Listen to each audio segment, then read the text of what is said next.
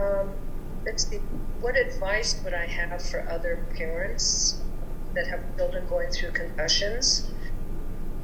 I think number one, I would say back off. Don't open up your expectations. Don't be a parent who wants to get back on the soccer field or back on their bike. You have to let them listen to their body, maybe help the child get the positive feedback that what they're experiencing is real. Don't push it aside. If they can't concentrate, it's not an excuse. It's what they're experiencing. And listen to what they're experiencing. Try and find a network. Like, we were so incredibly fortunate to find. I mean, it came together like an absolute miracle. The number of people that were excellent at what they do, and they work at the same place, the Center for Sports Medicine in Boulder, and so they communicate, and they knew where the other treatment, what the treatment was doing, and what they needed to do to accommodate one symptom or another. That's super important.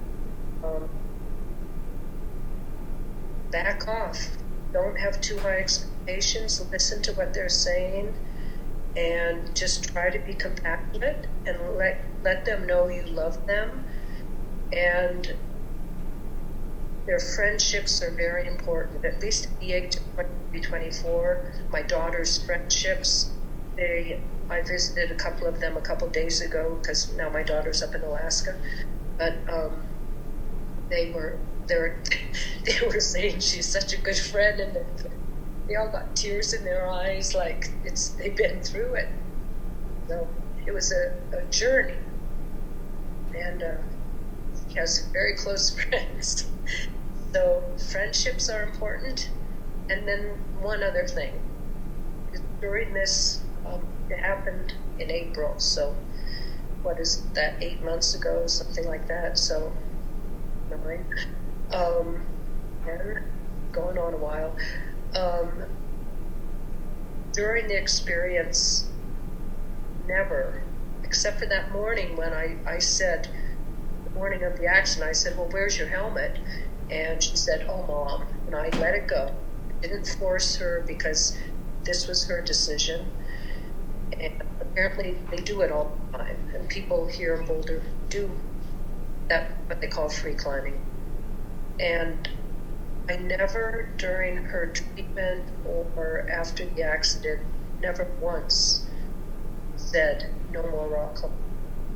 I didn't want to build up a resistance in her, but I heard from her and from the physical therapist, etc., that her attitude about climbing has changed, and more importantly, at that age, or 20s, she matured maybe 10 years, I have to say, as far as understanding we're not immortal, and the vulnerability and the consequence, which is something that comes with maturity, like between 20 and 40, and she got it in a very short period of time. So her maturity is it's astounding. So as a parent, I see how much she's grown through this experience, and so my advice to other parents is don't get too uptight about things, because there's a bright side to at least the severity of the accident that my daughter had, which may be more severe than just getting a concussion on the soccer field.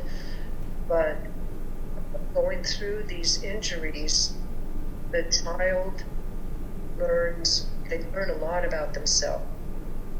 And as a parent, you can see that it's a growing process.